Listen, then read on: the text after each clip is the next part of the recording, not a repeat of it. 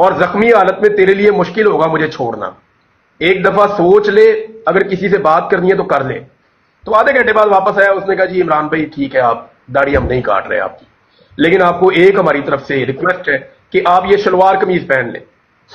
اس نے مجھے ایک شلوار قمیض دکھائی, تو میں نے وہ جب سامنے ایسے اس نے دکھائی نا, تو میں نے کہا چھوٹے ہیں کپڑے.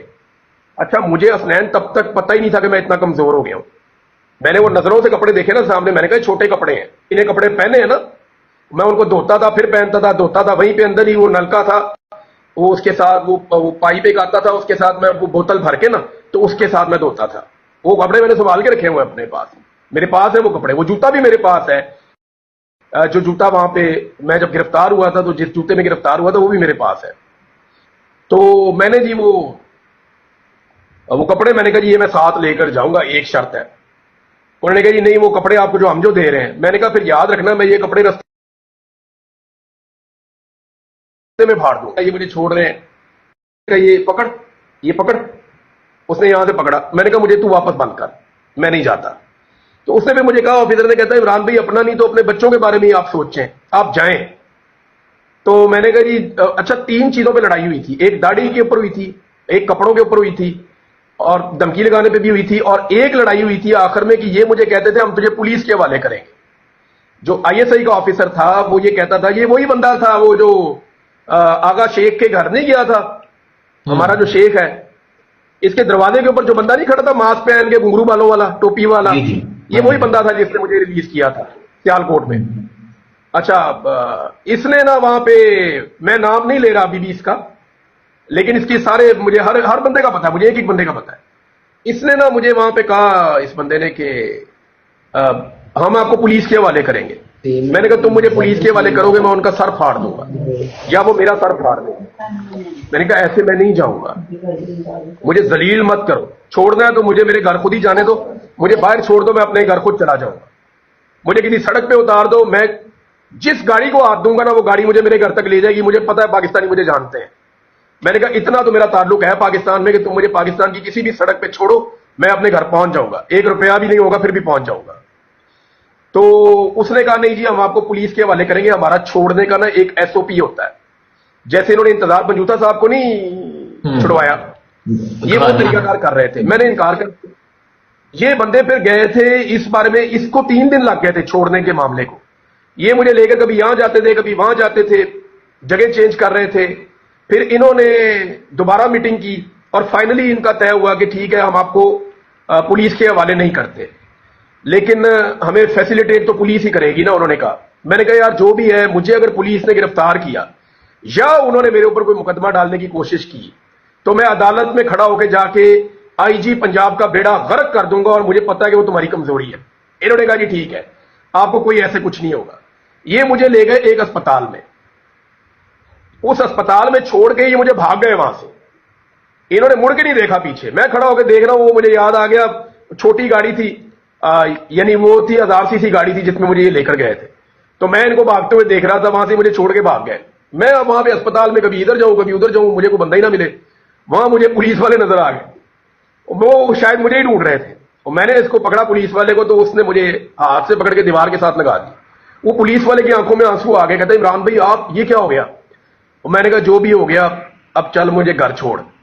تو اس نے کہا, میں نے کہا میرے ساتھ کوئی قانونی کاروائی والا ڈرامہ نہیں. کہتے عمران بھائی ہمیں پتا ہے کوئی ڈرامہ نہیں ہوگا, آپ سیدھا اپنے گھر جائیں گے, سادہ کپڑوں میں لوگ آپ کو گھر چھوڑ کے آئیں گے. آگے کوئی DSP تھا سادہ کپڑوں میں, اس کو انہوں نے کہا ہوا تھا, اس نے ایک گاڑی ارینج کی ہوئی تھی. اس نے میرے سے رستے میں میری خواہش پوچھی کچھ کہ عمران بھائی کوئی خواہش میں آپ کی پوری کر سکتا ہوں, کوئی ایک خواہش, کوئی ایک. میں نے کہا یار گاڑی میں چلاؤں گا. تو وہ ڈر گیا.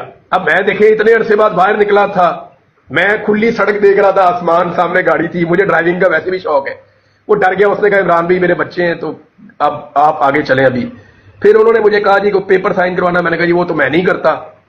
تو انہوں نے کہا جی ٹھیک ہے کوئی بات نہیں. وہ پھر آفیسر میرے ساتھ باتیں کرتا رہا, پھر مجھے وہ میرے گھر چھوڑ آیا.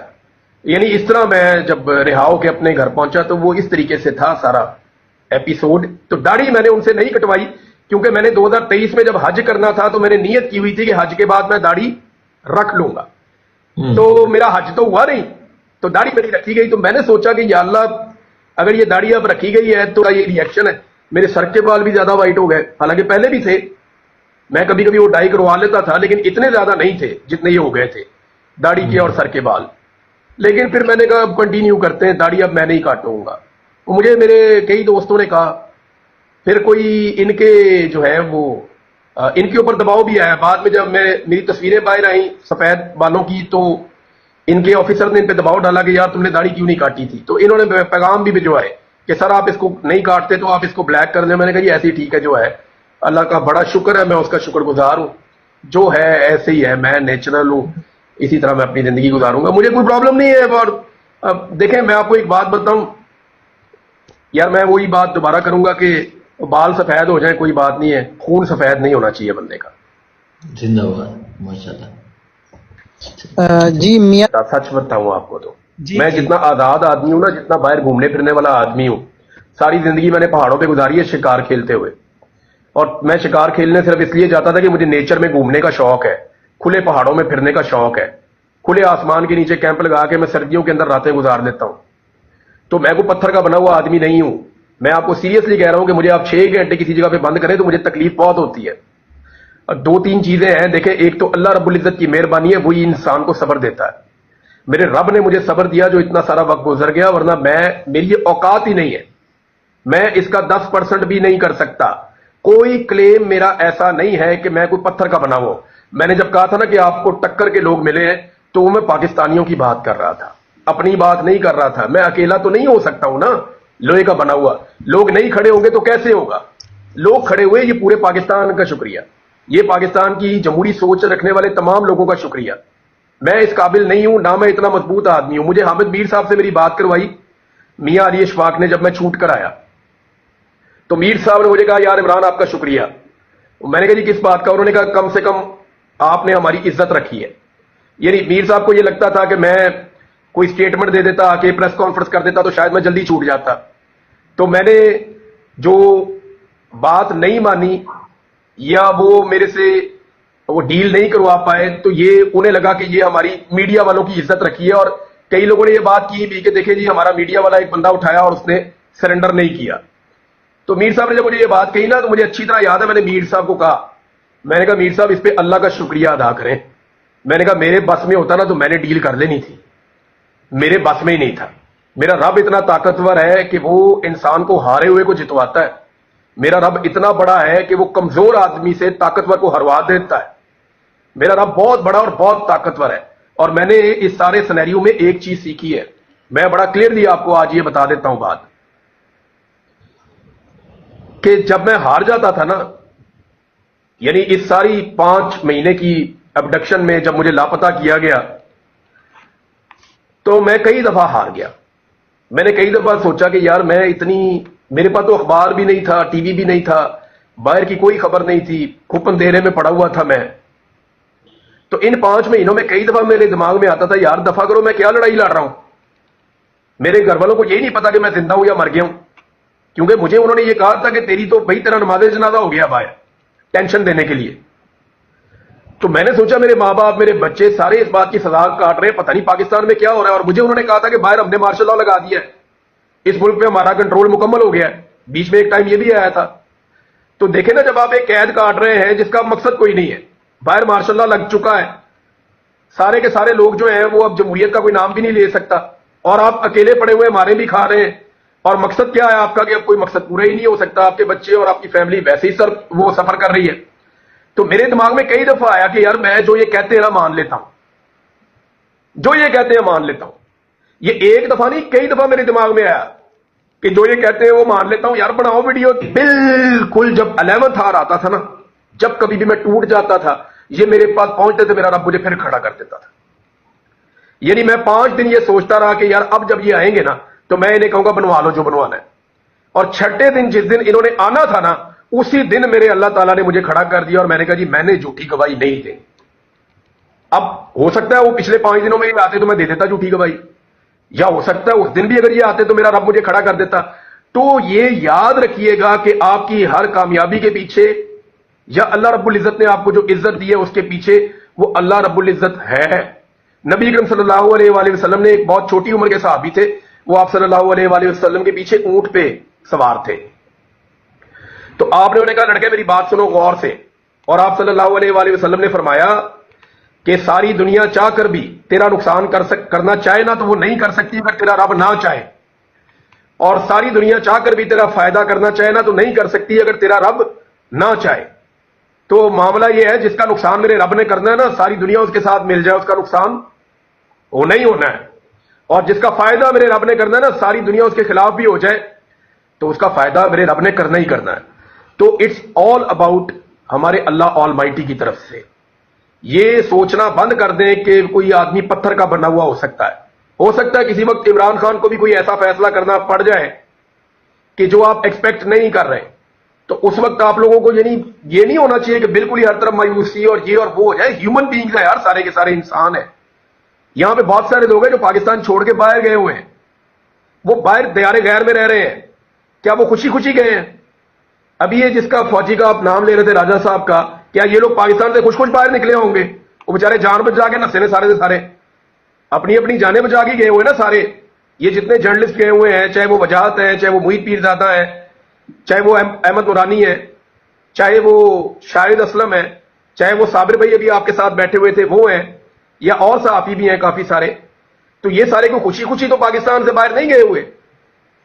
یہ سارے لوگ بھی تو دیکھیں نا, باہر جا کے وہ کچھ نہ کچھ تو کوئی نہ کوئی تو قربانی سب لوگ دے رہے ہیں.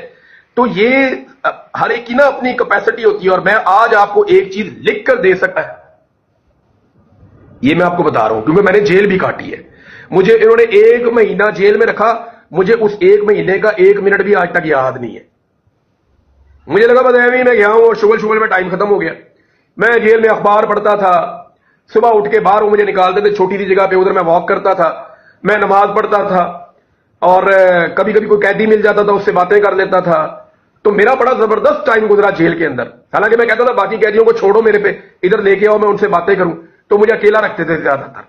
تو ساتھ آگے ایک بیرک کے اندر نا محمود الرشید صاحب بند تھے, تو میں اونچی اونچی آواز میں نا محمود الرشید صاحب سے باتیں کرتا تھا, بہت اونچی میں بولتا تھا. تو وہ مجھے انہوں نے کہا کہ یار جیل سے سختی ہوتی ہے, مصیبت بڑھ جائے گی, کوئی تین تو ڈر ہی نہیں لگتا وہ مجھے. لیکن محمود الرشید صاحب کی وہ بیمار تھے ان دنوں بہت, تو کبھی کبھی ان کی آواز آتی تھی مجھے نا.